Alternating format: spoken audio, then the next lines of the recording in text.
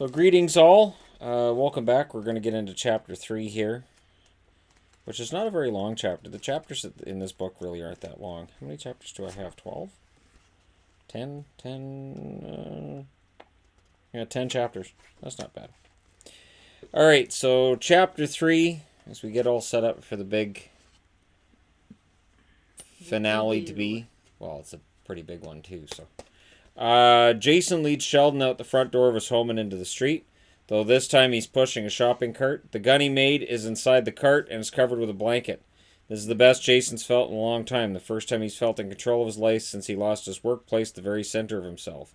It wasn't Sheldon's idea to bring the gun out under a blanket. Sheldon's idea was to sit and talk this through and make certain they were on the right track. As it stands, the man with the gun is making the rules and deciding what happens, and so he is following the gun in a rickety cart into the general public. The shopping cart makes Sheldon very nervous, since it has a bad wheel on it, and the road could cause the cart to jump. There's no way to know how easily this gun could go off. See, I've been doing the shaky wheel on a cart thing for many years. Because when I was a kid, I always ended up with the cart that had the bad wheel. I'd be like, how the hell did I get, the same... So many carts in this store, and I always get the one with the bad wheel on it. Jason draws inspiration in moments like this from his heroes. He thinks back to the members of Division 1, the group which had survived Ecology 1237 and had been willing to give their lives in defense of this planet. That's why he called this gun the Jason 1. He likes the idea that it alone could be the salvation for humanity. He wants to be the gunslinger who brings justice back to this barren land. In any other scenario, Sheldon's running the other way. He'd want no part in this scheme as he values his life. At least he had valued his life before Robin left him this morning. It seemed to make sense to him now that he's marching off to his death the same way he'd found out he's all alone. He's a willing participant and is painfully aware that there are two of them and only one gun. He doesn't even have a pointed stick with which to defend himself if anything goes wrong, and there are plenty of ways this could go wrong. Pointed stick being a reference to Monty Python. What if somebody comes at you with a pointed stick? Oh. Shut up. And then you charge at him with a banana. And then you shoot him, and then now to disarm him. Alright, so that's where the pointed stick thing comes from. There had been previous uprisings against Altil since the takeover. There are always pockets of resistance, though they have been worn down, almost entirely wiped out at this point.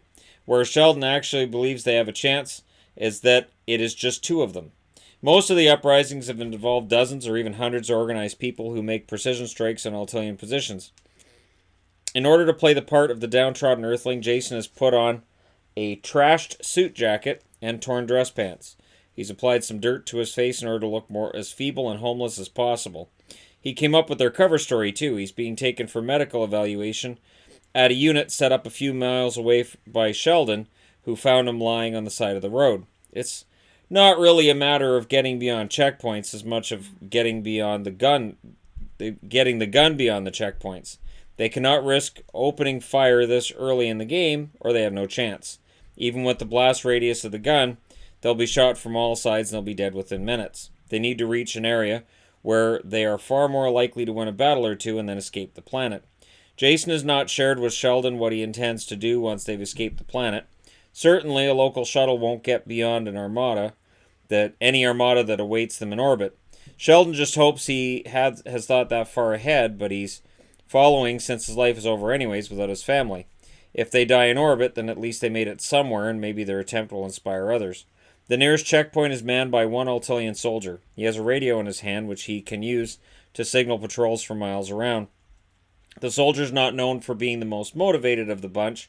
Rather, he's been at this post for years, and had actually requested not to be moved or promoted in any way that might take him away from this rather easy position. Sheldon is actually glad to see this Altilian, known to him only as Ugg, and is the one on duty. He now has hope that he can get through since Ugg isn't doing anything more than he has to. He just hopes that Ugg doesn't recognize Jason. Okay, I'll talk since it's Ugg. Ugg? That's not his name, Jason says, rolling his eyes. I don't really care what his name is right now. It's not Ugg. It's Guru Manathanasil. Yeah, I said his name's Ugg. Now shut up and act like a homeless bum. No acting drunk either. They have a keen nose for that, and we're up Crap Creek if he thinks we're lying, and he can use that damned radio to call the useful Altilians in. Jason nods. Sure, whatever, boss. They both go silent as they get closer to Ugg. This is the first of what could be many tense moments in their plan. Ugg spots him and slowly stands. He hates getting up from his rocking chair. He likes days where he never has to move at all, other than to use nearby portable toilet. When he does that, he enables a force field which prevents anyone from getting through. It's likely the Altilians would have been just wise to use that force field and fire Ugg, but it's a good thing for Earth that they haven't figured that one out. He furrows his brow and his Altilian face nearly disappears into the folds of skin as Sheldon and Jason get close to their position. Sheldon, what brings you out here? I found this man lying by the side of the road and he requires medical attention, Sheldon replies. Ugg widens his eyes and looks Jason over from head to toe. He looks fine to me. Like I trust your opinion, you're a part of this, Jason cries out and he takes a swing at Ugg. Sheldon moves quickly and tackles Jason to the concrete. He looks over at Ugg. He's clearly delusional. I think he has DLT. DLT? Ugg asks while Jason gives Sheldon a quizzical look. Delirious lateral tetanus. It's a new form of bacterial infection that causes insanity and nerve damage as well. Rumor has it that this may cross over into your species as well, Sheldon says as he makes up information as quickly as he can and with conviction. There have been diseases that recently skipped Altilians from humans and vice versa. This has led to fear and paranoia on each side as tiny organisms adapt to different biological environments with equal venom. Good thing that never happens. Ugg backs off as Sheldon had hoped he would. I never heard of that. It's new, and no one has any idea of whether this can jump from one species to the next or not, Sheldon says, stressing the threat to Ugg, even though he's making it all up. He's surprised at how well he makes stuff up under pressure and wonders where this side of him was during arguments with Robin. I just want to get him the medical attention he needs. You're all doomed, Jason cries out as he reaches in vain for Ugg. Ugg moves back. Just take him. I don't want that. Sheldon pulls Jason to his feet, and then it's Sheldon who pushes the cart beyond the checkpoint. They're both grateful Ugg didn't ask any questions in regard to what they have in the cart. Using such a weapon on this target would be a waste and a death sentence within a few blocks of their homes. Well done, Jason. Hey, you came up with a nice name for a disease there, my friend. I think we have a chance. Maybe this scheme will actually work. It's already gone further than this fight on your block did last night. There were 5 men and 3 women who planned to send a message to Altil. They had their guns and grenades all set. They made it a block, and then they were set into full retreat by a dozen well-armed Altilians. That's how that flaming car ended up near your place. I saw them light it up. You watched a fight? That's risky, Sheldon says, not sure whether to admonish or admire Jason. That risk was nothing compared to what we were doing, and only one of us has a gun. I think we might be the village idiots here. Escaping village idiots, Sheldon corrects with a laugh. He isn't sure if the laugh comes from fear or realizing how ridiculous their plan is and how little chance it has of succeeding. Alright, so we got beyond Ugg. Now what do we do to get past the big checkpoint right after the medical facility, Sheldon asks, really hoping Jason planned that far ahead, or this could be a really short trip. Jason nods and straightens himself up. I have a story to tell the next checkpoint. It's risky and we might have to fire this damn thing, but I'll do my best to avoid it until I have to. They continue on their way through the eerily quiet streets. In its heyday, Chicago was a major industrial and commercial center. It was one of the first cities targeted by the invaders in an effort to humiliate Earth's population into defeat. It had grown over the centuries and remained strong throughout some trying times along the way. Major wars and natural disasters almost never touched this city, and that allowed it to gain more importance as time went on, though now it was a shell of its former self. The checkpoint's not far from the former O'Hare International Airport. Now it's known as Base 4 via a rebranding by the Altilians, and this checkpoint is one that Jason and Sheldon need to get past in order to get to a possible escape. Getting beyond this point didn't get them into the clear, thanks to a large number of airport security team members, not to mention metal detectors, which would certainly pick up the large gun they have in their cart. There are 3 guards standing ready, all holding their guns and watching Sheldon and Jason as they approach. These 3 are unknown to both men, which makes them nervous. This has to go off without a hitch, and there are so many ways that this could go wrong. They cannot appear to be nervous in the slightest, or the jig will be up, and then there will be grave consequences. Jason turns without warning and punches Sheldon in the jaw, taking him down to the ground. He then motions the 3 Altilians over while whispering at Sheldon to stay down. Guys, I need your help here. The 3 guards make their way over to Jason. Sheldon just lays on the ground with a sore jaw and hopes Jason knows what he's doing. He suddenly wishes they had rehearsed this or drawn it out in some form so he can be more confident this is going to work. As the guards move in, Sheldon really sells the punch as being a knockout blow. He hopes that's what he was supposed to do. What's happening here? One massive guard asks as he arrives at the scene, gun already drawn. Jason isn't rattled. This man's been dragging me with him, and he'll rat me out as an Altilian sympathizer. Are you? One of the guards asks Jason. Jason darts a look to his left and right before he answers. Look, I gave you guys information and you swore to protect me. That's the deal. I worked this out with Commander Glane a while back, but I swore him to secrecy. The three men look at each other skeptically. One turns to him and asks, how do we know you're not making this up? All three men are now standing with their guns drawn. Jason pulls back the blanket and reveals the gun to the three of them. I'm bringing Glane this. He told me he would meet me inside of his airport in 20 minutes. I can't be late with this. This weapon could be the final blow to humanity, and this man wanted to stop me, he says, pointing at Sheldon. At this stage, Sheldon's wondering if getting him killed was part of Jason's plan. While he's happy that they seem to be buying Jason's story, he is not happy that he is the target for their ire. He looks to the guards. That man's lying, he says through clenched teeth. The guards again look at one another. One steps forward. I'll take both of you to Glane. The commander will then decide what is to be done with you, he says while the other two nod. Sheldon and Jason exchange a glance while Jason pushes the cart, and the now exposed weapon is still inside of it. They have managed to get beyond the second checkpoint and beyond two guards. The third is now bringing them towards Commander Glane, an Altilian who will likely shoot them both on sight just because that's how he works. The ground between the checkpoint and the airport is littered with wreckage from another recent battle. There's smoke emanating from one Altilian personnel carrier that partially shrouds the three of them from the airport. This is truly no man's land, as Altilians only pass through this area and humans are rarely even allowed to access it without special permission, and they don't have anything like that. Jason's eyes dart back and forth which makes Sheldon nervous. He's starting to wonder whether or not his cohort has a plan here, and then Jason points at the smoking wreckage. I see movement in there, he says, nudging the Altilian guard. If anyone were to nudge Glane, they'd likely be dead before they hit the ground. Their insides cooked by an Altilian firearm for good measure. This guard isn't nearly as trigger-happy as Glane and is apparently more trusting as well. He narrows his eyes until they disappear into the folds of skin on his face. I don't see anything moving in there. That carrier was hit by an incendiary grenade and it burned everything inside. I see movement, Jason says with a shrug, and starts pushing the cart forward while Sheldon shakes his head vehemently. The guard moves towards the smoking wreckage, and Jason draws a butcher knife from his pocket.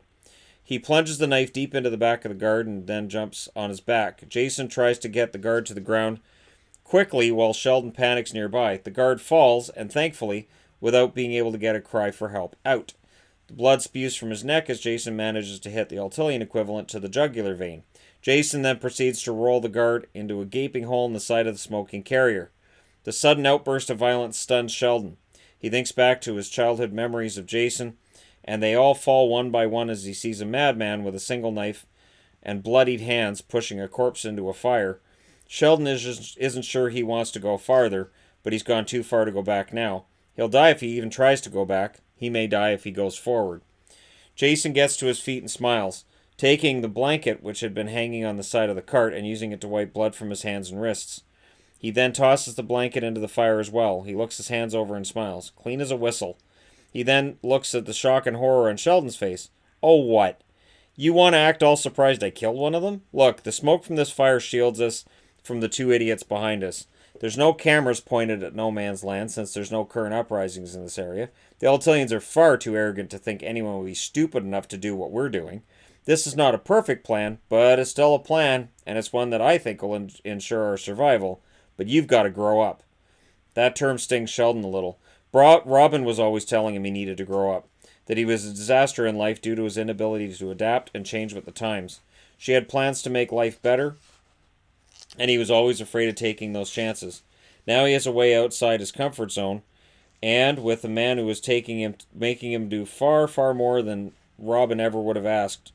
He is being forced to grow up, and it's a shame that his wife can't see this. They start walking towards the airport again, careful to keep the smoke plume between them and the checkpoint behind them. This leads them on a bit of a sideways path, but they just need to get close enough to the airport that the guards behind them won't think anything of the two of them being alone. At least, that's what they hope will be the case, as they have armed Altillians in nearly every direction.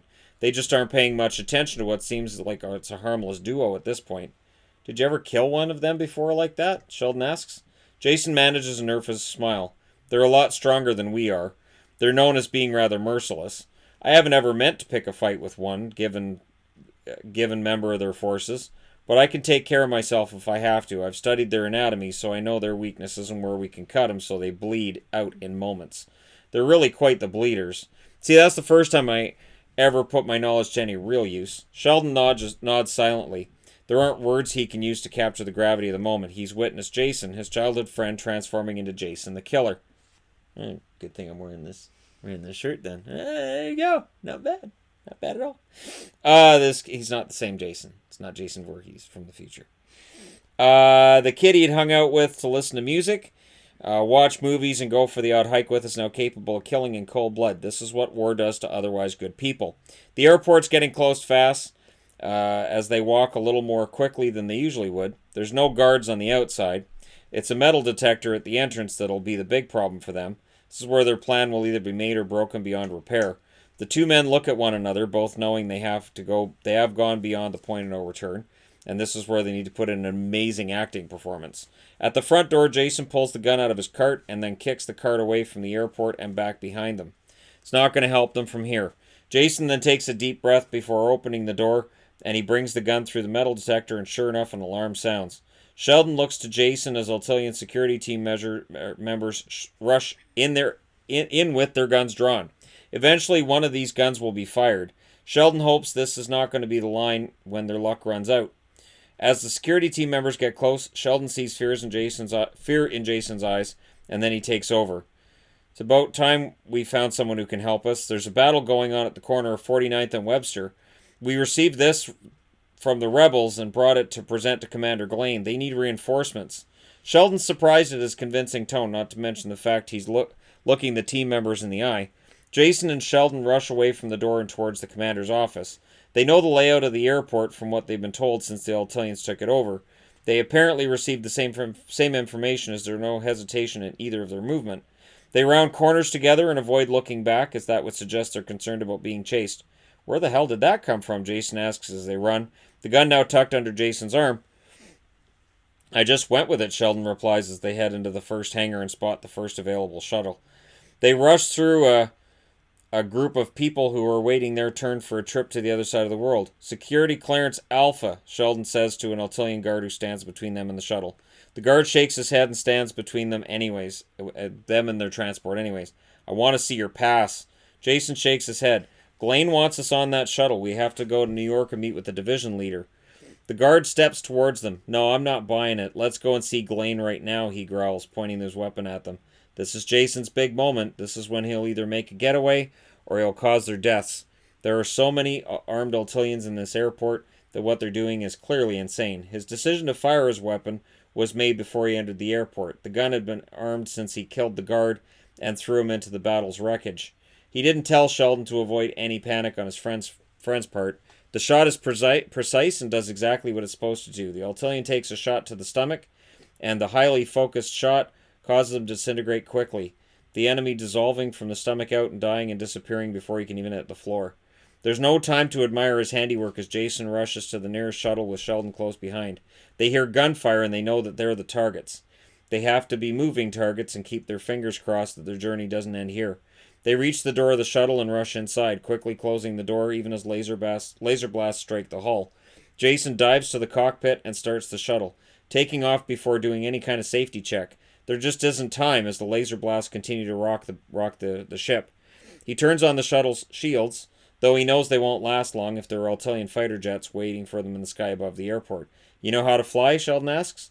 It's been a while, but it's like riding a bike, Jason says as he throws a switch, and then the shuttle banks wildly to the left. He then rights the ship while flashing a nervous smile at Sheldon.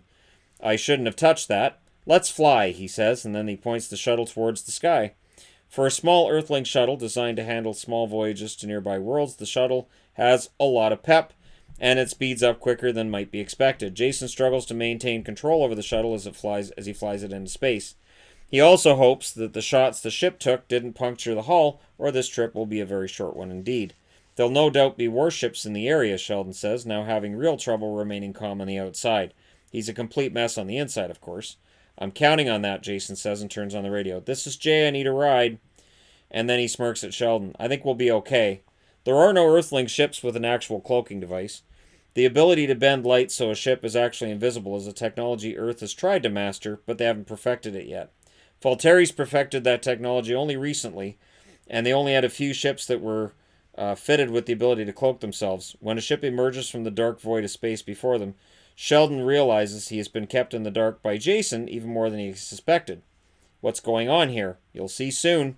The ship opens a landing bay on its side, and the shuttle flies in. The doors close behind the ship, and then it speeds off after reestablishing its cloak. Inside the landing bay, the shuttle lands, and Jason winks at Sheldon. Surprise! Seriously, Jason, how the hell did you do this? Jason leans back in his seat, now completely relaxed and confident they got away from their home world, and life will get better for them at this stage. See, I'm kind of important. I've been working on weapons in my living room, but that isn't all. I also made a communications device that sent encoded messages to Falteris. I started doing it months ago. I told them what I was working on, and they wanted to come to Falteris and discuss things further. But you're crazy, Sheldon said, convinced this has to be a dream. Oh, I am insane, my friend. I killed an Altilian and managed to run through a number of possible death traps. You came with me, and I'm grateful to you. Let's go and talk to some people, shall we? Jason suggests as he gets up and leads Sheldon out of the ship. Sheldon's reason to live is standing there and waiting for them outside the shuttle. Robin's smiling and has tears in her eyes. Their two sons are there with her, each happy to see their father. Baby, I'm so glad you're here, she says, and she hugs Sheldon. How? Is all he can manage to say in response. Jason hugs Robin and pats her kids on the heads before he answers Sheldon.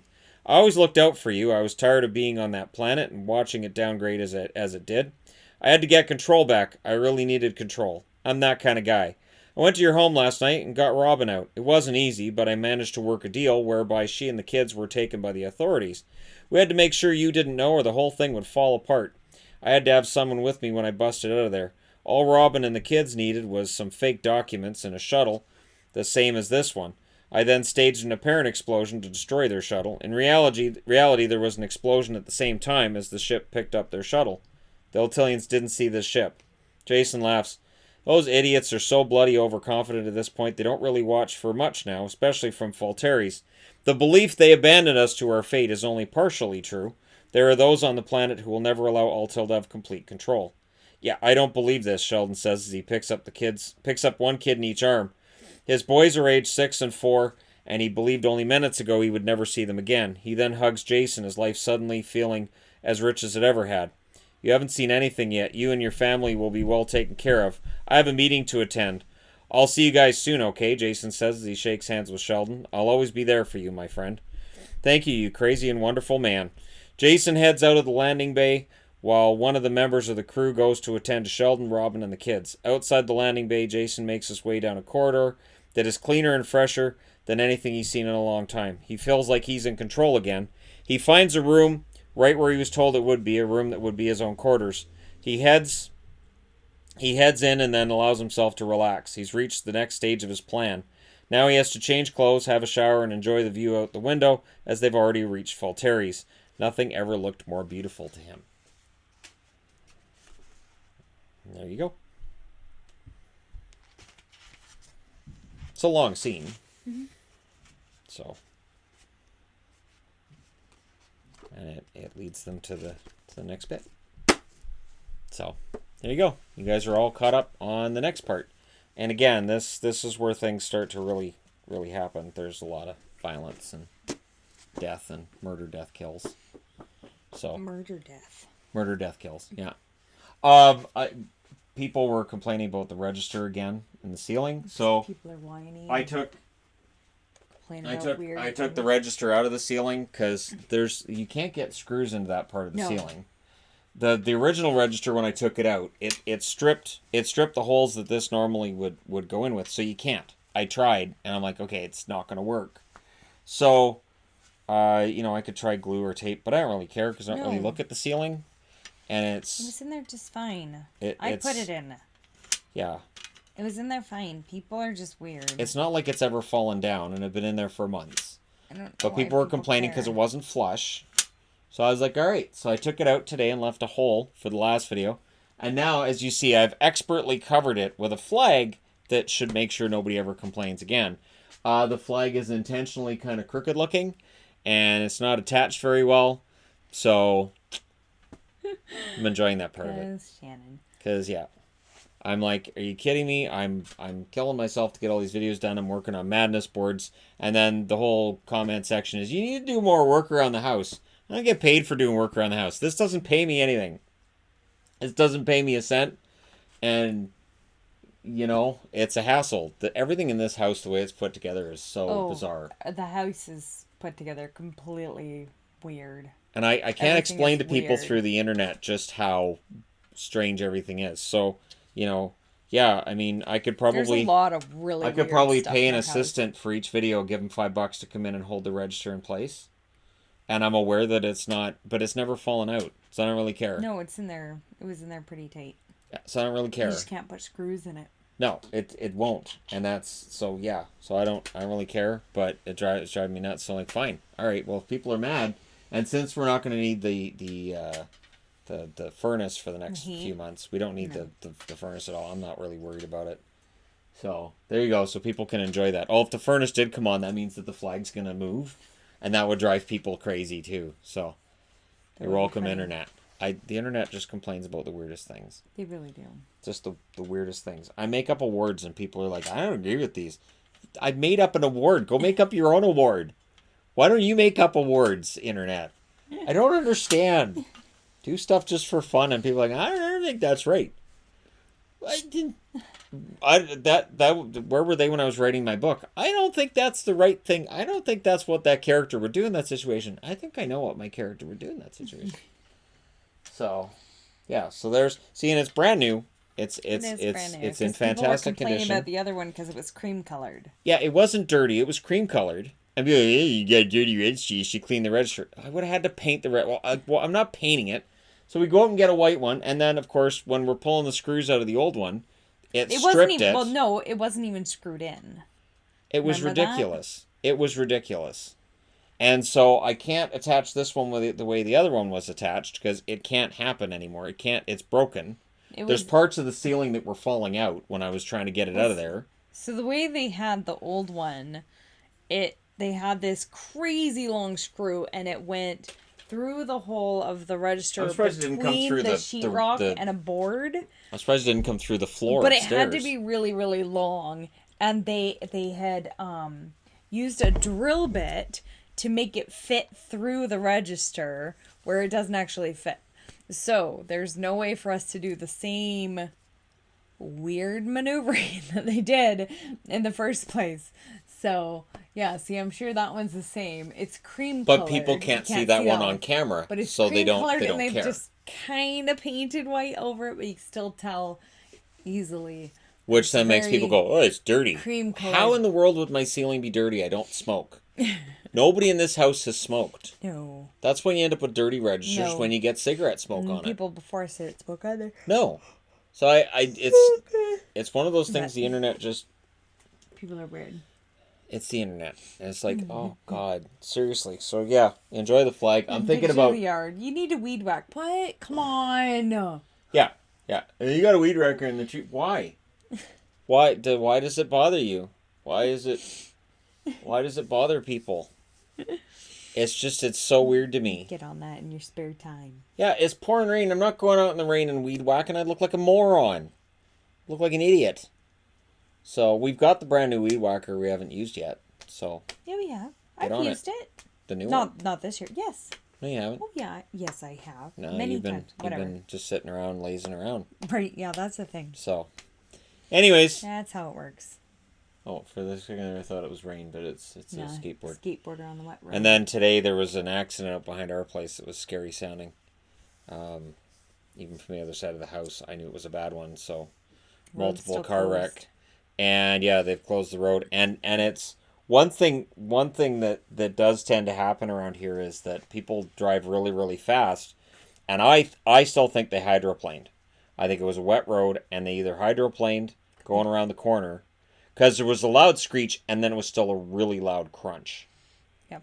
So I'm just glad it doesn't look like anybody was really badly hurt. They're hurt, They were hurt. probably some broken bones, but they're awake. Yeah. And yeah, just man, there was one fire truck, 3 ambulances, and then police that were blocking off the traffic from both sides.